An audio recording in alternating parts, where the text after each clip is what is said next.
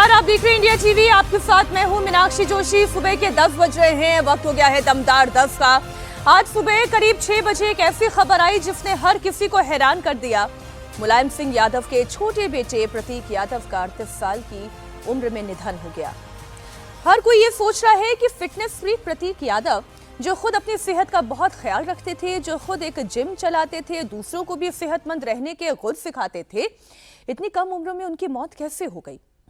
कोई गंभीर बीमारी भी उन्हें नहीं थी। सूत्रों के हवाले से प्रतीक की मौत पर एक बड़ी जानकारी मिल रही है।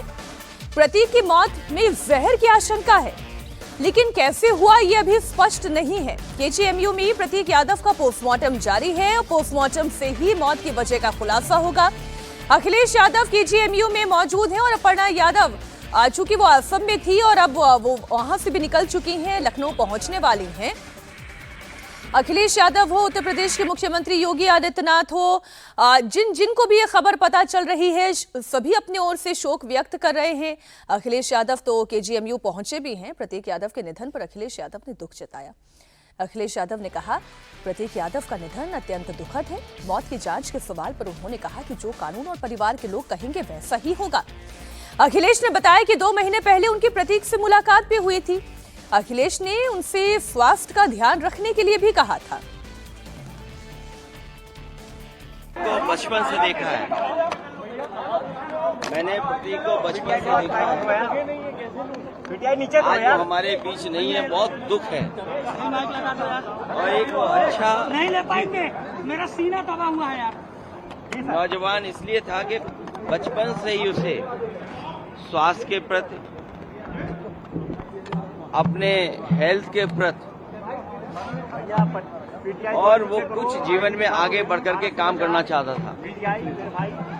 एक बहुत अच्छा लड़का जो अपने मेहनत से कुछ करना चाहता था। बहुत दुखद है वो आज हमारे बीच नहीं है। अखिलेश जी, लास्ट टाइम आपकी बात कब होनी चाहिए? मौत होनी चाहिए, आपको लगता है जांच होनी चाहिए? स्वाभाविक है कि जो कानूनी और जो कानून कहता है और जो परिवार के लोग कहेंगे, उस हिसाब से हम लोग मानेंगे बात को। अखिलेश जी, आखिरी टाइम आपकी बात कब हुई थी? ये तारीख तो नहीं बता सकता हूँ मैं, लेकिन कुछ दिन पहले मेरी मुलाकात हुई थी, लगभग 2 महीने पहले। उस समय भी मैंने यही कहा था कि अपने स्वास्थ्य का ध्यान रखिए और अपने कारोबार को आगे बढ़ाइए। इधर सिविल अस्पताल के चीफ मेडिकल सुपरिटेंडेंट ने बताया कि प्रतीक को मृत अवस्था में ही सुबह 5:55 पर अस्पताल लाया गया। पुलिस आई तो पुलिस ने बॉडी का पंचनामा कराकर पोस्टमार्टम के लिए भेज दिया। अभी केजीएमयू में पोस्टमार्टम की प्रक्रिया चल रही है। सीएमओ क्या कह रहे हैं वो आप सुनिए। मृत अवस्था में 5:55 पे सवेरे ले आए गए। पुलिस को सूचना दी गई, पुलिस आई, पुलिस ने बॉडी को लेके उसका पंचनामा करवा के पोस्टमार्टम के लिए भेज दिया केजीएमयू मोर्चरी। फिर क्या कुछ कारण क्या निकला है? अब तो पोस्टमार्टम हो रहा है। मृत अवस्था में लाए गए। सर, कितने बजे की बात है? 5:55 पे यहाँ आए। हमारे सहयोगी रुचि कुमार और विशाल प्रताप सिंह लगातार हमारे साथ जुड़े हुए हैं। बहुत हैरानी हो रही है रुचि, एक व्यक्ति जो स्वस्थ दिखाई देता था, एक व्यक्ति जो हेल्थ के प्रति लोगों को जागरूक रखता था, वो अचानक से इतनी कम उम्र में चला जाए, ये बात गले उतर नहीं रही है। क्या हो गया, कैसे हो गया, ये सवाल हर कोई पूछ रहा है। बिल्कुल, क्योंकि प्रतीक यादव को हमें जब से याद है तब से हमने देखा कि वो फिटनेस को लेकर बहुत ज़्यादा अपना ध्यान रखते थे। जब वो पढ़ते थे स्कूल में तो उनका वज़न बहुत ज़्यादा हो गया था और मुलायम सिंह यादव उस समय यहाँ मुख्यमंत्री थे, काफ़ी ज़्यादा डांटते थे प्रतीक यादव को। और एक ज़माने में उन्होंने करीब 100 किलो वज़न अपना कम किया था। लगातार जिम करते थे। लखनऊ के गोमती नगर इलाके में उन्होंने एक जिम भी खोला था और कुछ ही शौक थे उनके, सियासत से उनका दूर दूर तक मतलब नहीं था। फिटनेस के लिए था। जो स्ट्रीट डॉग्स हैं या गाय हैं उनके लिए वो एक एनजीओ चलाते थे और गाड़ियों का बहुत शौक था प्रतीक यादव को। तो अपने शरीर का जो आदमी इतना ध्यान रखता हो, फिटनेस का ध्यान रखता हो, आखिर इतनी कम उम्र में इस दुनिया से कैसे चला गया, सबके मन में यही सवाल है। और ऐसा लगता है कि क्योंकि अब पोस्टमार्टम हो रहा है तो पोस्टमार्टम की जो रिपोर्ट आएगी उससे ही साफ हो पाएगा कि प्रतीक यादव की मौत आखिर कैसे हुई, क्या वजह थी मीनाक्षी। लेकिन इस समय हम उनके घर के बाहर है, विक्रमादित्य मार्ग का घर है प्रतीक यादव और अपर्णा यादव का। यहाँ सन्नाटा है क्योंकि अपर्णा भी नहीं है, प्रतीक यादव का पोस्टमार्टम हो रहा है। जो अपर्णा के भाई हैं अमन, उनकी पत्नी ज़रूर कुछ देर पहले कुछ महिलाओं के साथ घर के अंदर गई हैं। बाकी यहाँ सन्नाटा है, सबको इंतज़ार है। सब यही पता करने की कोशिश में है कि आखिर प्रतीक की मौत हुई तो हुई कैसे। लेकिन अगर आप देखेंगे पिछले कुछ दिनों की उनकी तस्वीरें जो इंस्टा पे वो पोस्ट कर रहे थे, तो करीब 2 महीने पहले की जो तस्वीर है उसमें वो अस्पताल में कहीं विदेश में भर्ती थे, काफ़ी ज़्यादा बीमार भी नज़र आ रहे थे। और अखिलेश यादव ने भी जैसा कहा कि वो भाई से मिले थे और भाई को यही कहा था कि अपनी हेल्थ का ध्यान रखो। तो यानी उनको हो रहा था जिसको लेकर परिवार में भी चिंता थी। और आप अगर इंस्टा पे पुरानी तस्वीरें खंगालेंगी तो आपको प्रतीक की अस्पताल के बेड पे लेटे हुए वो तस्वीर भी मिल जाएगी। तो कुछ बीमार वो थे, नहीं, ये बात लेकिन बिल्कुल इतनी आप कम ठीक उम्र कह में रही कैसे हैं। चले और गए, अखिलेश ये यादव ने भी सबको इसलिए हैरान कहा कर कि रहा है। 2 महीने पहले उनकी प्रतीक से मुलाकात हुई थी और फिर उन्होंने सेहत का ख्याल रखने के लिए भी कहा था। विशाल, क्या आप कोई और जानकारी जुटा पाए हैं कि हाल के दिनों में कौन सी बीमारी से या किस तरीके से वो परेशान चल रहे थे? डॉक्टर्स तो जो अब पोस्टमार्टम कर रहे हैं, जो रिपोर्ट तैयार करेंगे वो तो हमें पता चल ही जाएगा, लेकिन हाल के दिनों में कुछ महीनों में उनकी तबीयत क्यों डिटोरिएट हो रही थी, इसके बारे में कोई इन्फॉर्मेशन आपके पास?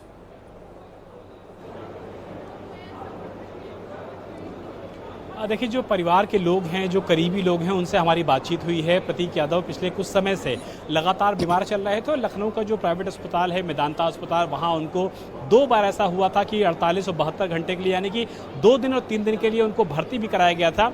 लंग्स का जो इन्फेक्शन था वो काफ़ी ज़्यादा सीरियस कंडीशन में था और उसका जो इलाज है वो न सिर्फ यहाँ पर लखनऊ में चल रहा था बल्कि दिल्ली भी वो दिखा करके आए थे और एक बार विदेश में भी गए थे। वहाँ पर उनका जो पूरा कंसल्टेशन है वो भी चलाया जा रहा था, वो भी किया जा रहा था। लेकिन लंग्स का इन्फेक्शन क्या इस तरीके का रूप ले लेगा कि किसी की मौत हो जाए और उस शख्स की मौत हो जाए जिसकी उम्र अभी 40 साल पूरी नहीं हुई है, जो फिटनेस को लेकर कितना ज़्यादा जागरूक रहता है। अभी कुछ देर पहले जब अखिलेश यादव ने यहाँ पर मीडिया से बातचीत की, केजीएमयू जहाँ पर उनका पोस्टमार्टम चल रहा है, यहाँ से अखिलेश यादव फिलहाल आधा घंटा बिताने के बाद निकल चुके हैं। लेकिन उन्होंने भी यही कहा कि प्रतीक हमेशा अपनी हेल्थ को लेकर के बहुत ज़्यादा कॉन्शियस रहता था और जब आखिरी मुलाकात उनकी 2 महीने पहले हुई थी तो उन्होंने प्रतीक से कहा था कि अपने व्यापार को बढ़ाओ और अपनी जो सेहत है उसका ख्याल रखो। लेकिन जो सूत्र हैं, जो लोग हैं, जो परिवार के क्लोज फ्रेंड्स हैं, वो ये लगातार बता रहे हैं कि अपनी तबीयत को लेकर के वो बहुत जागरूक भी रहते थे और काफ़ी ज़्यादा इस बात को लेकर के फिक्रमंद भी रहते थे कि जो फिटनेस है वो पूरी तरीके से बरकरार रहनी चाहिए।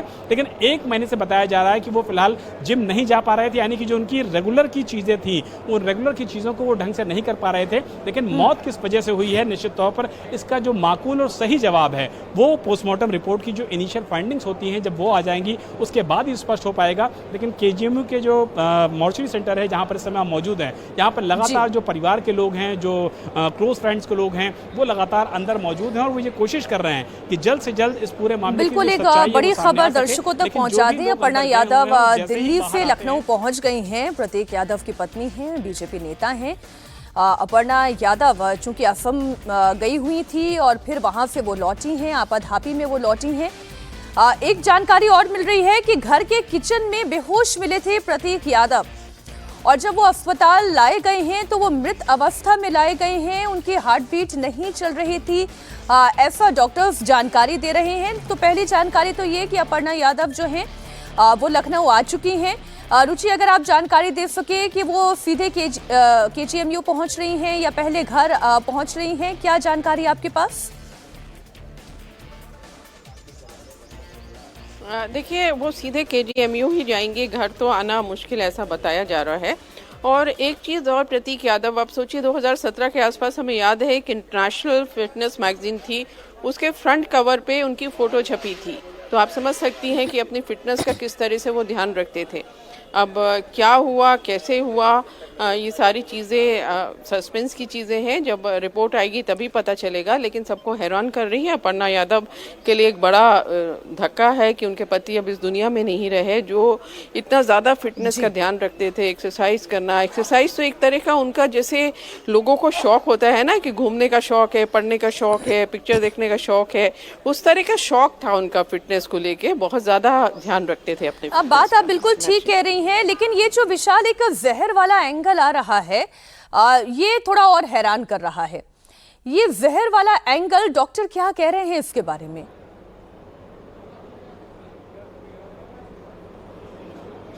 देखिए मीनाक्षी, जो हमारी सोर्सेज के मुताबिक बातचीत हुई है, जो सिविल अस्पताल के डॉक्टर हैं या बाकी डॉक्टर्स हैं, उनसे हमारी बातचीत हुई है, तो उन्होंने जो टर्म यूज़ किया हमसे बातचीत में, वो सस्पेक्टेड पॉइजनिंग वर्ड यूज़ किया, जो कि कई बार दो दवाओं का जो असर होता है, जो केमिकल रिएक्शन होता है, कई बार उससे वजह से भी हो जाता है।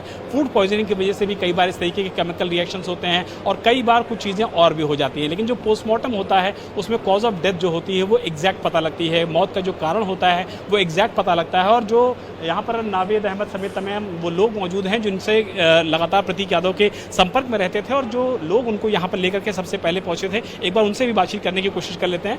भैया, जब लेकर के आए तो क्या कंडीशन थी प्रतीक जी की?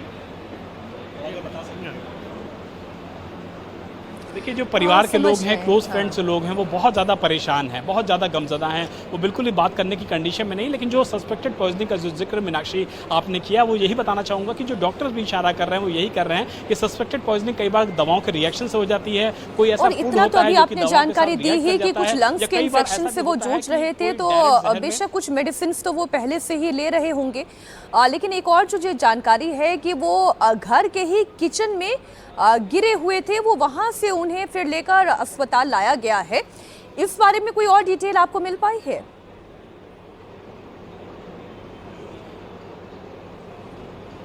देखिए, जो सीक्वेंस ऑफ इवेंट है मीनाक्षी, वो हमारे पास एग्जैक्ट है। एग्जैक्ट सीक्वेंस ऑफ इवेंट ये है कि जैसे ही परिवारजनों ने ये देखा कि सुबह 4 बजे के करीब प्रतीक यादव अपने घर के किचन में अचेत अवस्था में गिरे हुए हैं, तो फौरन ही जो पड़ोस का आदमी था वो वहाँ पहुँचता है, परिवार के लोग पहुँचते हैं। चूँकि सिक्योरिटी हमेशा वहाँ पर होती है, सिक्योरिटी का एक स्टाफ फौरन सिविल अस्पताल जाता है, जो कि घर से महज 5 मिनट की दूरी पर है। वो डॉक्टर को बताता है कि भैया की तबीयत खराब हो गई है, आप फौरन घर चलिए। इमरजेंसी में जो डॉक्टर मौजूद होते हैं वो फौरन गाड़ी उठाते हैं और प्रतीक यादव का जो आवाज़ 5 मिनट की दूरी पर है वहाँ पहुँचते हैं। और उसके बाद जो वो इनिशियल इन्वेस्टिगेशन करते हैं, जो बीपी नापा जाता है, जो पल्स नापी जाती है, वो जब नहीं मिलती है तो फ़ौरन के फ़ौरन उनको एम्बुलेंस बुलाई जाती है, और घर पे जो गाड़ी मौजूद थी उस गाड़ी से उनको फ़ौरन सिविल अस्पताल पहुँचाया जाता है। इमरजेंसी में उनका ट्रीटमेंट शुरू होता है। लेकिन हैरानी तब होती है कि जब इमरजेंसी में भी उन सारे मेडिकल पैरामीटर्स को नापा जाता है जो घर पर भी नापे गए थे, तो उनकी ना तो पल्स मिलती है, ना तो उनका ब्लड प्रेशर काउंट मिलता है, ना तो जो नॉर्मल सिम्टम्स होते हैं वो उनके मिलते हैं। फ़ौरन ही सिविल अस्पताल के 2nd फ्लोर पर ICU है, ICU में उनको शिफ्ट किया जाता है,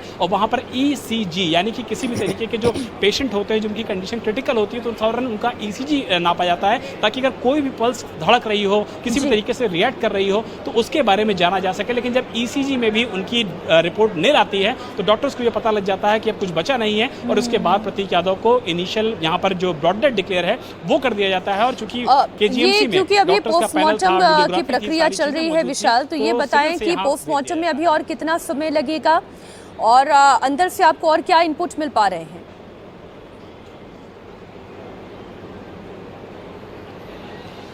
देखिए, हमारी जो जानकारी है उसके मुताबिक अगले 15 से 20 मिनट में ये पूरी जो पोस्टमार्टम की प्रक्रिया है ये कंप्लीट हो जाएगी, पूरी हो जाएगी। और जो सोर्सेज बता रहे हैं कि अपर्णा यादव चूँकि दिल्ली से लखनऊ पहुंच चुकी हैं, तो ये माना जा रहा है कि वो भी KGMU के इसी पोस्टमार्टम हाउस में आएंगी जहां पर इस समय हम मौजूद हैं। तो ये कहा जा रहा है कि लगभग 15 से 20 मिनट में ये पोस्टमार्टम की जो प्रक्रिया है वो कंप्लीट कर ली जाएगी। अपर्णा यादव भी तब तक यहाँ पर पहुँच सकती हैं, और उसके बाद जो परिवार के लोग हैं वो यहाँ से बॉडी को लेकर के अपने घर पर जाएंगे, जहाँ पर उनके पार्थिव शरीर को लोगों के दर्शन के लिए रखा जाएगा। अंतिम संस्कार को लेकर के जो प्रक्रिया है वो यहाँ पर होंगी, सैफई को होंगी, इसको लेकर के चीज़ें भी स्पष्ट नहीं हो पाई हैं। लेकिन जो हमारे सोर्सेज बता रहे हैं कि अब से 15 से 20 मिनट में ये पोस्टमार्टम की प्रक्रिया पूरी कंप्लीट कर ली जाएगी, और जो इनिशियल रिपोर्ट आएगी तो उसमें कॉज ऑफ डेथ बहुत स्पष्ट हो सकता है, और उसके बाद ये क्लियर हो सकता है कि प्रतीक यादव की अगर मौत हुई है तो उसके पीछे कॉज ऑफ डेथ क्या है, वजह क्या है, और उसके पीछे जो वजह होगी उसके बाद ये स्पष्ट हो सकेगा कि मौत के पीछे का असली कारण क्या है।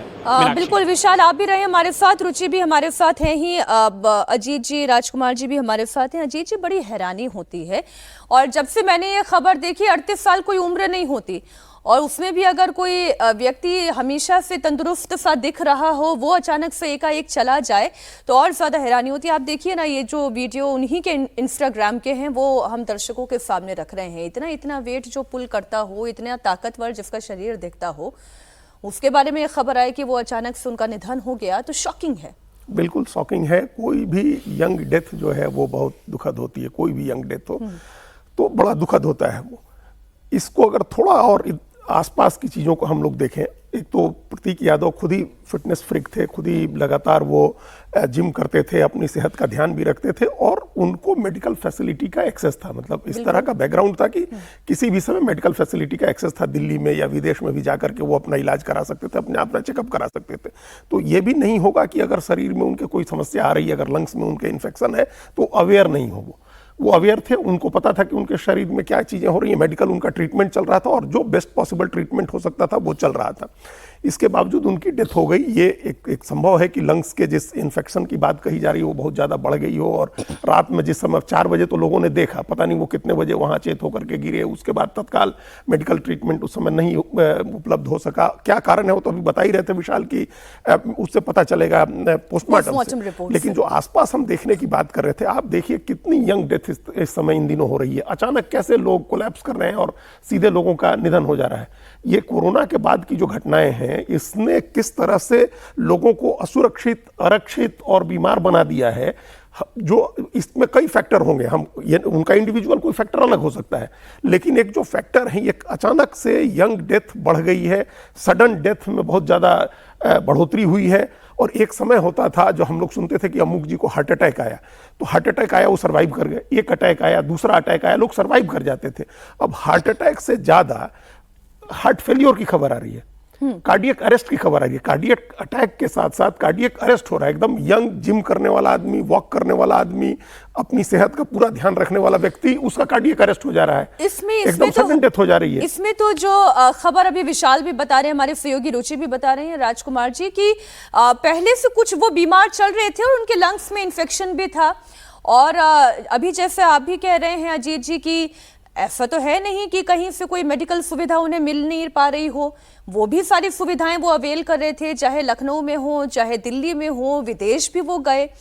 हाल के दिनों में कुछ कुछ घटनाएं ऐसी हुई जहां हम, हालांकि ये मौका है ठीक कहने वाला या नहीं, लेकिन डिप्रेशन में भी वो गए थे। तो ये तस्वीरें भी हमने देखी। अब ये कहना बहुत मुश्किल है कि एग्जैक्टली हुआ क्या जब तक कि पोस्टमार्टम रिपोर्ट ना आ जाए, लेकिन पिछले कुछ समय से एक उठापटक उनकी जिंदगी में लगातार चली आ रही थी। कुछ पारिवारिक कारणों की वजह से पति पत्नी के बीच में भी जो कलह हुई, हालांकि वो रिजॉल्व भी हो गई। मुश्किलों में तो थे प्रतीक यादव, इसमें तो कोई दो राय नहीं। देखिए, एक तो ये मुलायम सिंह यादव जो अब खुद दुनिया में नहीं है, उनके परिवार के लिए बहुत बड़ा सदमा है। प्रतीक यादव की अगर थोड़ा सा बात करें, वैसे लोगों को पता होगा कि 2003 में मुलायम सिंह यादव की पहली पत्नी मालती देवी के निधन के बाद 2007 में ये पता चला लोगों को कि उनकी एक और पत्नी है साधना गुप्ता, जिनके प्रतीक यादव बेटे थे। प्रतीक राजनीतिक परिवार से जुड़े थे, लेकिन राजनीति से उनका दूर दूर तक कोई रिश्ता नहीं था। रियल एस्टेट के बिजनेस में थे। लखनऊ के बहुत पॉपुलर जिम में से एक जिम उनका है, वो खुद जिम रन करते थे। उनकी पत्नी अपर्णा यादव जरूर राजनीति में है, बीजेपी में भी शामिल हुई 2022 के विधानसभा जब बीजेपी में शामिल हुई थी तब भी खूब हंगामा हुआ था 2022 के विधानसभा चुनाव से पहले। और इस समय अगर मेरी जानकारी सही है तो उत्तर प्रदेश राज्य महिला आयोग की उपाध्यक्ष है। बिल्कुल जी। जहाँ तक अभी अजीत जी ने भी जिक्र किया, पहले परिवार की बात कर लें। आपका कहना बिल्कुल सही है कि पति पत्नी के रिश्ते में कहीं कुछ दरार की खबरें आई थी, लेकिन यह भी आया था कि पैचअप हो गया है। अब वो रिश्तों में आया पैचअप कितना होता है, कितना नहीं होता है, वो दोनों लोग जानते होंगे या उनके बहुत क्लोज परिवार के लोग जानते होंगे। लेकिन ये बात सही है कि कोरोना के बाद, और बहुत सारे लोग उसको कोरोना की वैक्सीन से भी जोड़ते हैं, सडन डेथ की घटनाएं बढ़ी हैं। प्रतीक के मामले में इसको एकदम सडन डेथ नहीं कह सकते, क्योंकि लंग्स में इन्फेक्शन की खबर आ रही है, बताई जा रही है। लखनऊ में 2 बार एडमिट हुए, दिल्ली में मिले, विदेश में दिखाया तो इसमें ट्रीटमेंट चल रहा था। लेकिन कोरोना के इफेक्ट्स की अगर बात करें तो वो वही होता है कि आपके कुछ अंगों को, जो महत्वपूर्ण अंग हैं, किडनी है, लंग्स हैं, हार्ट है, उन्हीं को कहीं ना कहीं वो इफेक्ट करता है।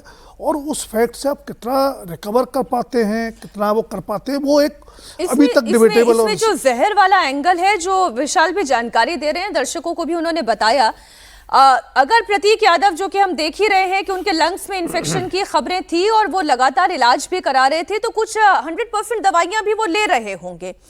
तो डॉक्टर्स का कहना यह है कि कई बार कुछ दवाइयों की ही केमिकल रिएक्शन की वजह से भी पॉइजन शरीर में पैदा हो सकता है, कई बार फूड पॉइजनिंग की वजह से भी ये हो जाता है। अब इन दोनों में से कारण क्या है ये कहना मुश्किल है।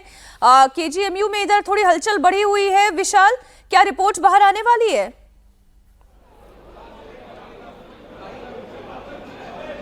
मीनाक्षी, देखिए हलचल तो इस समय एकदम बढ़ी है। पहले सीधे तस्वीरें आपको दिखा देता हूं केजीएमयू को, अपने दर्शकों को, कि इस समय फिलहाल जो हलचल है वो दूसरे दरवाजे पे शिफ्ट हुई है, क्योंकि जब पोस्टमार्टम पूरा हो जाता है तो जो परिवार के लोग होते हैं वो डेड बॉडी को लेकर के उसी वाले रास्ते से निकलते हैं, जिसपे फिलहाल इस समय हलचल बढ़ी है, जिससे पुलिस की जो प्रेजेंस है वो काफ़ी बढ़ी है। लेकिन जो हमारे सूत्र हैं वो बता रहे हैं कि पोस्टमार्टम की जो प्रक्रिया है वो फिलहाल पूरी कर ली गई है, कंप्लीट कर ली गई है।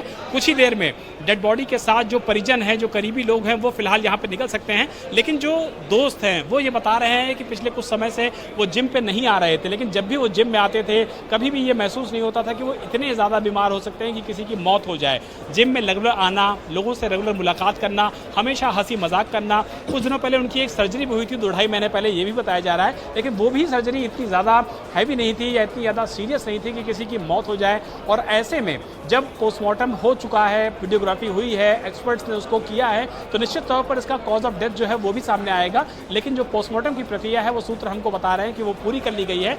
याद हो सकता है कि अपर्णा यादव यहाँ पर आ रही हैं तो उनका इंतजार किया जाए। ये बहुत मुमकिन है कि अगर अपर्णा यादव अपने घर की तरफ मूव होती हैं तो डेड बॉडी भी यहाँ से, पार्थिव शरीर जो है वो भी यहाँ पर परिजनों के साथ और रिश्तेदारों के साथ घर की तरफ मूव हो सकता है, जो कि यहाँ से 20 से 25 मिनट की दूरी पर है। तो सबकी निगाहें लगी हुई हैं कि अगर अपर्णा यादव यहाँ पर आती हैं तो, या फिर पोस्टमार्टम के बाद जब डेड बॉडी की यहाँ पे जो अंतिम संस्कार के लिए जो रिवाज है उसका करने के लिए यहाँ पर जो डेड बॉडी है वो निकलती है। तो सबका इंतजार है फिलहाल यहाँ पर कि क्या बॉडी यहाँ से निकलती है। पोस्टमार्टम चूंकि कंप्लीट कर लिया गया है, लेकिन सबकी निगाहें इसी बात पे मीनाक्षी लगी हुई हैं कि कॉज ऑफ डेथ क्या निकल के सामने आता है, पोस्टमार्टम रिपोर्ट में मौत का कारण क्या निकल के आता है, जो कि पीएम रिपोर्ट के इनिशियल फाइंडिंग्स में सामने आ सकता है।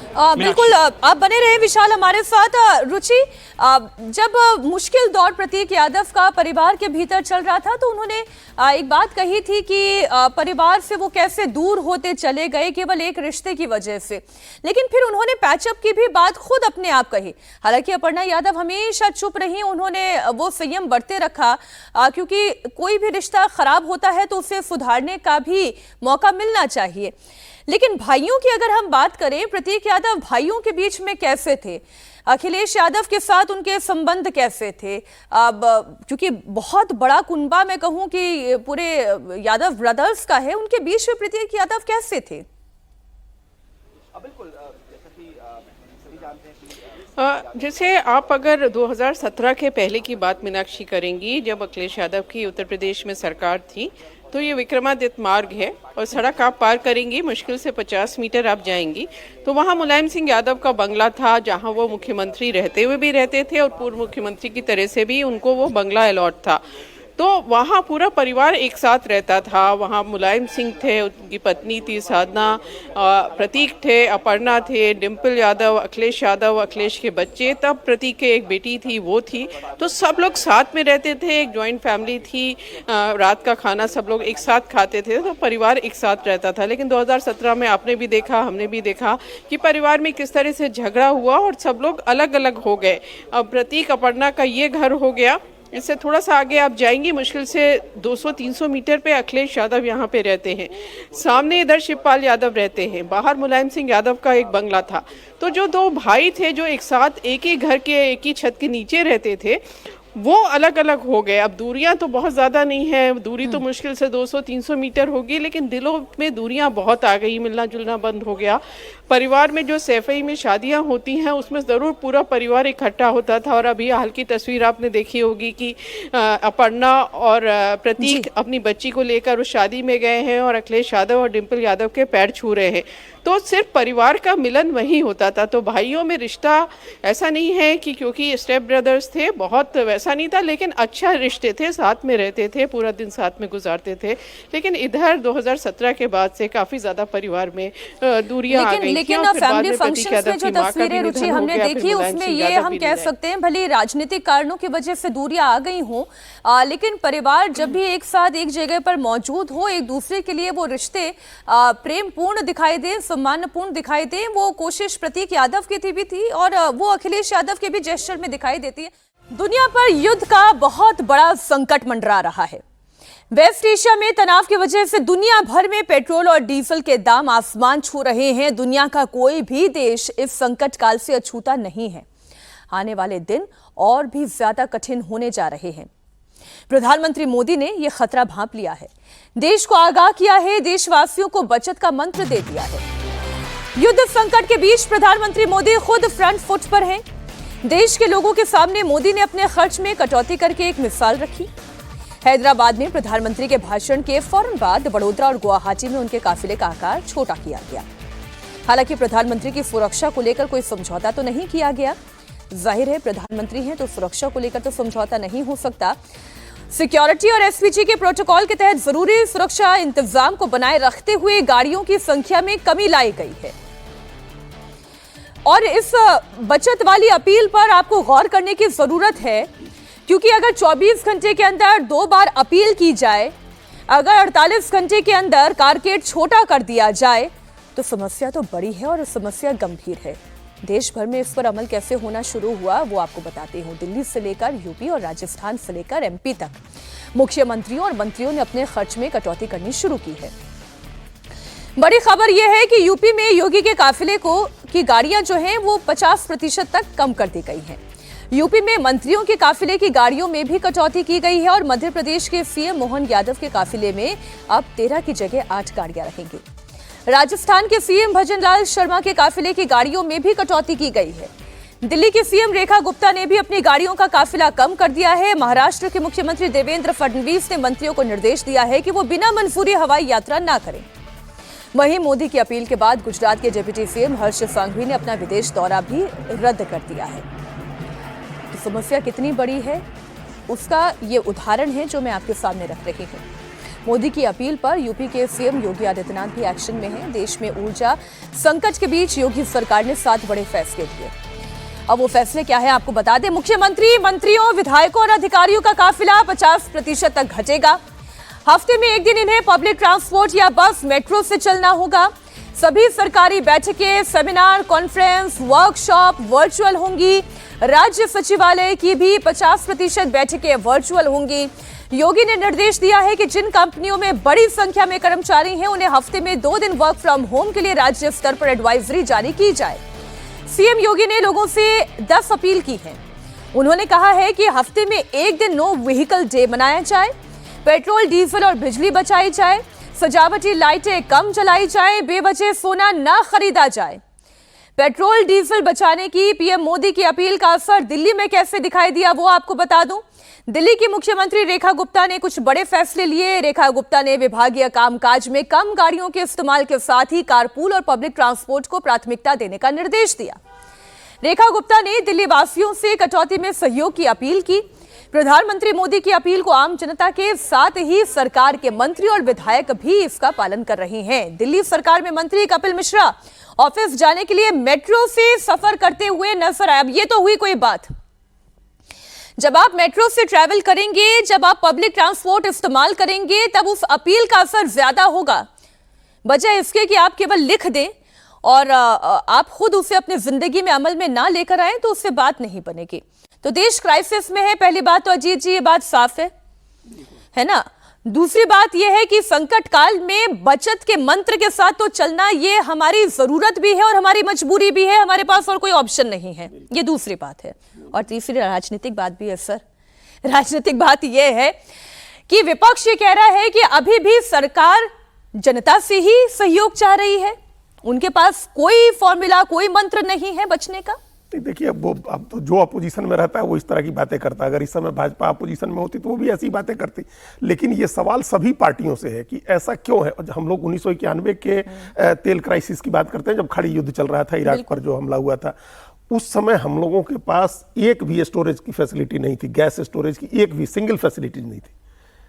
सोचिए 1991 में आज़ादी के 40 साल के बाद हम लोगों के पास कोई फैसिलिटी नहीं थी। 40 साल से ज़्यादा बीत चुके थे, 43 साल। हम लोग उसके बाद 2 फैसिलिटीज़ बनी गैस को लेकर के, विशाखापट्टनम में और बेंगलुरु में, और एक और फैसिलिटी। तो ये सब उसके बाद डेवलप की हम लोगों ने। तो अब ये क्राइसिस का एक सबक होना चाहिए। देखिए, इतिहास से सबक नहीं लेता है वो आदमी, उसको हिस्ट्री के फुटनोट में जगह नहीं मिलती है। ये बड़ी कहने की बातें हैं, लेकिन ये सही बात है। हम लोग क्राइसिस से सबक नहीं ले रहे हैं। 70s का क्राइसिस आया, हम लोगों ने देखा, इराक वॉर देखा हम लोगों ने, फिर अमेरिका खाड़ी युद्ध 2 देखे, तो उस क्राइसिस, कोरोना का क्राइसिस देखा हम लोगों ने। अब ये क्राइसिस है वॉर का। सबक क्या है? ये जो अभी हम लोग कर रहे हैं ये सब प्रतीकात्मक चीजें हैं। इनसे कोई बहुत ज्यादा असर स्टॉक पर नहीं पड़ जाएगा हम लोग के।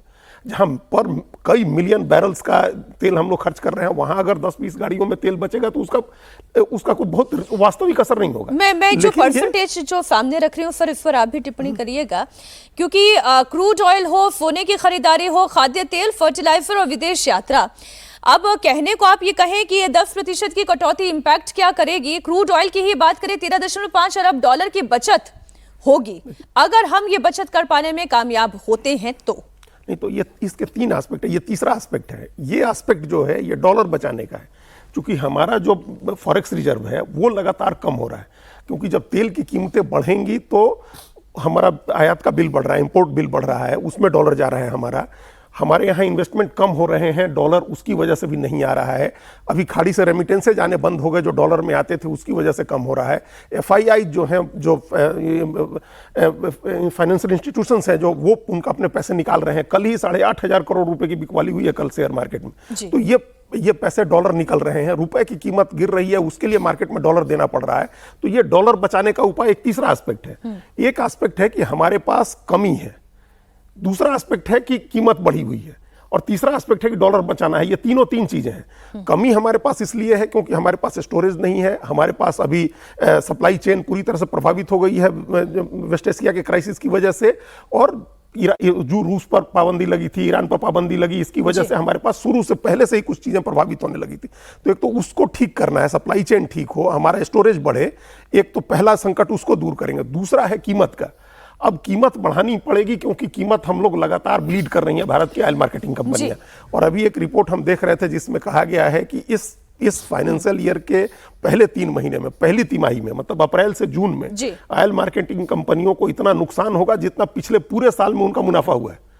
पिछले पूरे साल में, फाइनेंशियल ईयर में 70,000 करोड़ का मुनाफा था, इस 3 महीने में उससे ज्यादा का नुकसान। लेकिन जो बात आपने जहां से बात शुरू की कि हमने क्राइसिस में क्या सीखा, अब अगर 40 साल तक कोई गैस रिजर्व तैयार नहीं कर पाया तो वो कांग्रेस पार्टी से सवाल पूछे, आप स्टोरेज कैपेसिटी क्यों नहीं बना पाए? और जिन 2 स्टोरेज कैपेसिटी की आपने बात की वो किसकी सरकार में बनी? एक मनमोहन सिंह की सरकार में, एक 2007 के समय मनमोहन सिंह के समय शुरू हुई, और एक नरेंद्र मोदी की सरकार में बनी। तो आप ये सोचिए कि फिर संकट काल में, अब जो मैं अलग अलग विपक्षी दलों के पोस्ट पढ़ रही हूँ, तो उसमें अखिलेश यादव है जो ये कह रहे हैं चुनाव खत्म होते ही आपको संकट याद आ गया। दरअसल देश के लिए संकट सिर्फ एक है और उसका नाम भाजपा है। लेकिन सच्चाई तो ये है कि कांग्रेस काल में पी चिदम्बरम ने भी ऐसी ही अपील की थी, ये भी हमें नहीं भूलना चाहिए। तो संकट काल में तो जनता से अपील की ही जाती है, फिर वो चाहे कांग्रेस ने की हो या फिर भारतीय जनता पार्टी की सरकार या एनडीए की सरकार आप कह रहे हैं कि वो कर रही हो। एक और प्रधानमंत्री तेल बचाने की अपील कर रहे हैं। एक तस्वीर आपके सामने रखती हूँ। पटना सचिवालय के बाहर खड़ी सरकारी गाड़ियों में एसी चलाकर खुलेआम तेल की बर्बादी हो रही है। और जब कैमरे पर पकड़े गए तो हमारे संवाददाता ने ड्राइवर से सवाल पूछा तो उसने अपनी गलती मानकर ऐसा आगे ना करने की भी बात कही। आप देखिए जरा एक रिपोर्ट। प्रधानमंत्री नरेंद्र मोदी ने पेट्रोल और डीजल की खपत कम करने की अपील की है। 2 बार प्रधानमंत्री ये कह चुके हैं कि अभी जैसे हालात हैं ऐसे में इस बात की ज़रूरत है कि पेट्रोल और डीजल की खपत को कम किया जाए। लेकिन सचिवालय में जब हम पहुंचे हैं तो यहाँ हमें एक गाड़ी, इनोवा गाड़ी नज़र आ रही है, और ये गाड़ी स्टार्ट है, खड़ी है, एसी चल रहा है इसका। ड्राइवर को गर्मी ना लगे शायद इसलिए उन्होंने एसी को स्टार्ट रखा है।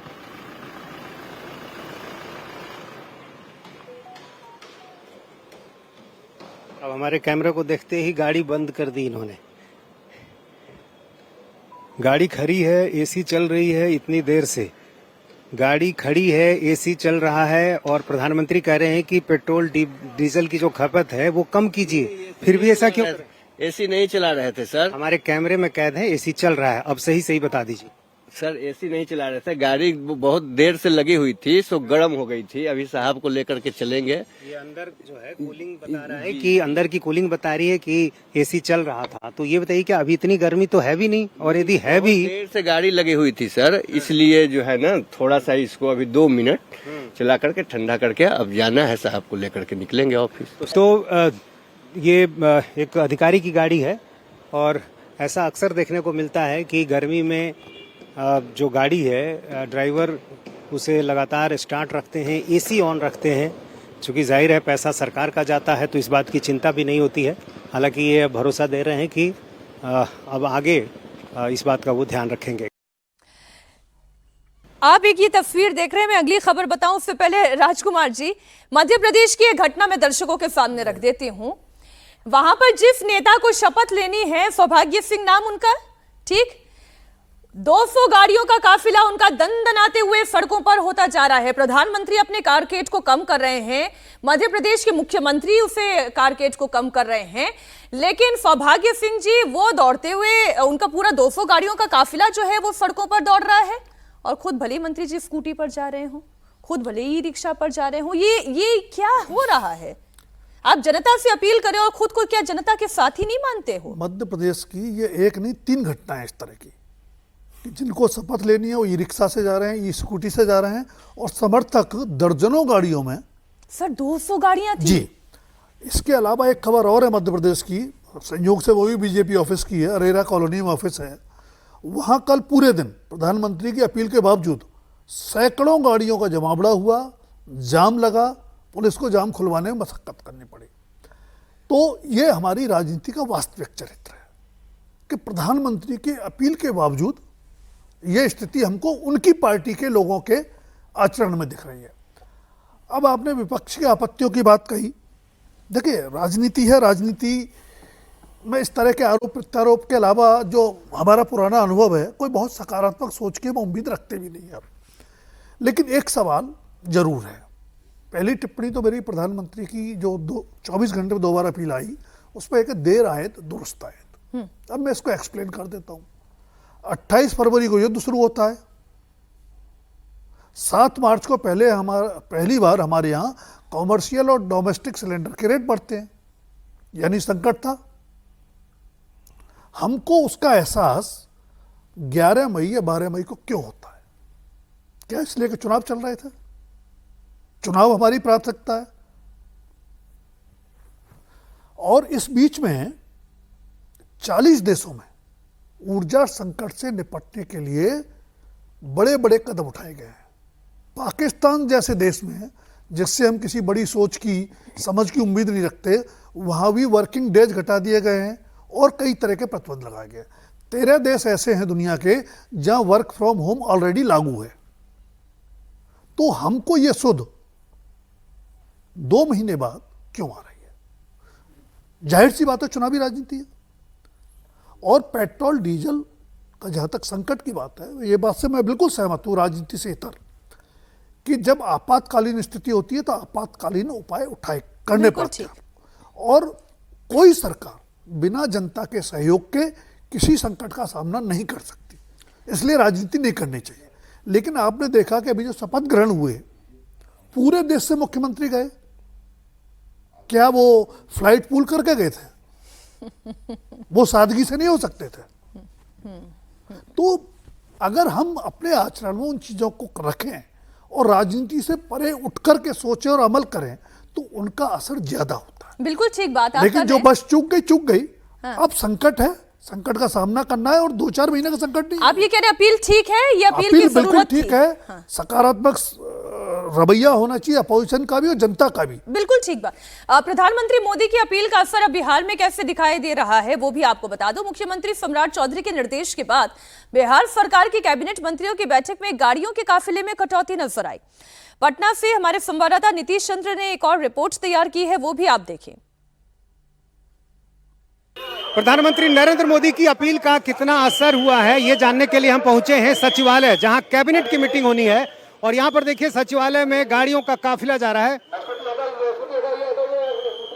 कैबिनेट की मीटिंग है आज और जाहिर है इसके लिए लगातार जो है मंत्रियों के आने का सिलसिला जारी है। और ये जो आप कारकेट देख रहे हैं ये अधिकारियों का कारकेट था और अधिकारियों के कारकेट में भी कई गाड़ियां थीं।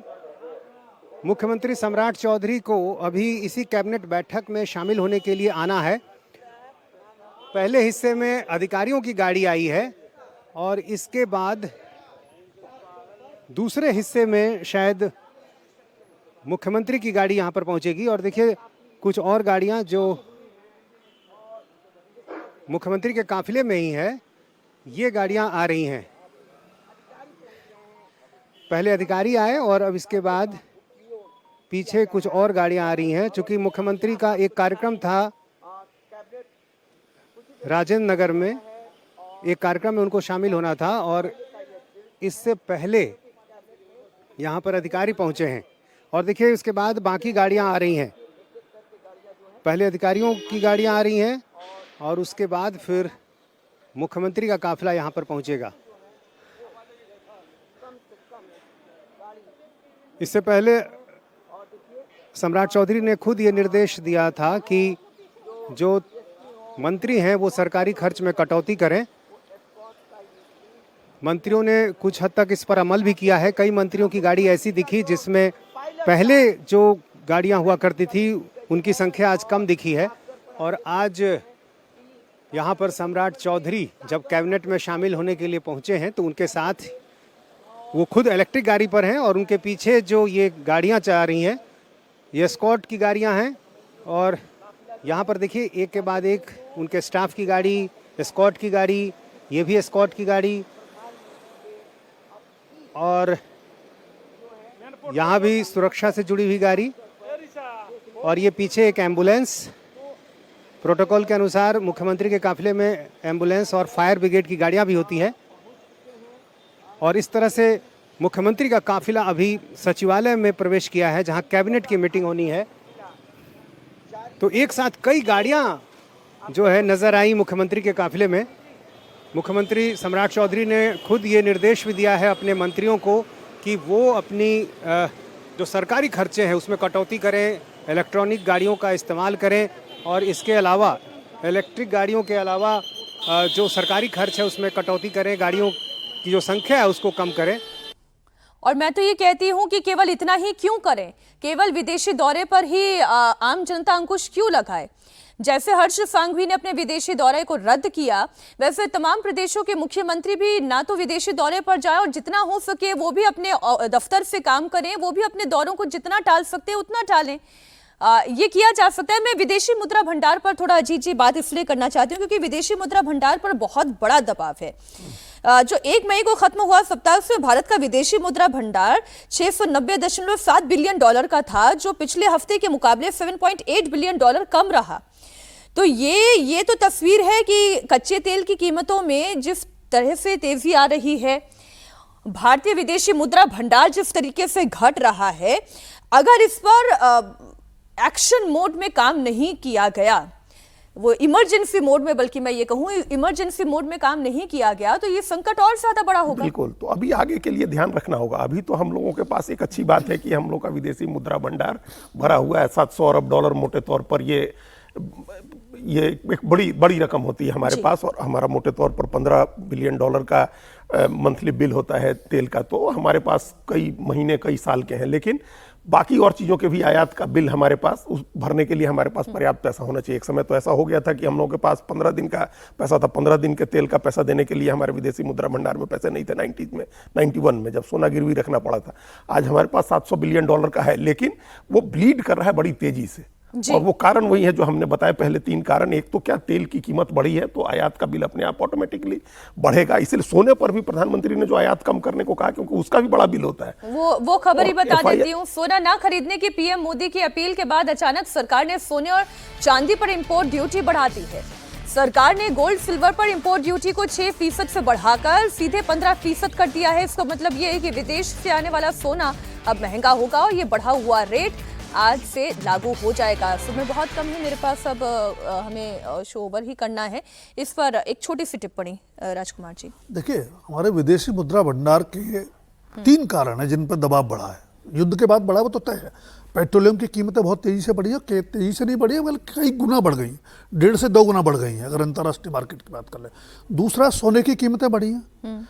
ऑयल पे हमारा जो इंपोर्ट बिल है सबसे बड़ा उसमें कंट्रीब्यूशन ऑयल का है, नंबर 2 पे सोने का है, और उसके बाद ईडेबल ऑयल भी हम इंपोर्ट ही करते हैं। तो कहीं ना कहीं हमको दूरगामी एक रणनीति बनानी पड़ेगी कि हमारी आयात पर निर्भरता कम से कम हो। जिन चीज़ों में मिनिमाइज कर सकते हैं वो करें हम। वो कोशिश तो हो रही है, वो अपील भी की जा रही है। जनता इस पर किस तरह से रिएक्ट करेगी, हम भी जनता के बीच जाएंगे, वहां से रिपोर्ट आप तक पहुंचाने की कोशिश करेंगे। आज दमदार 10 में बस इतना ही।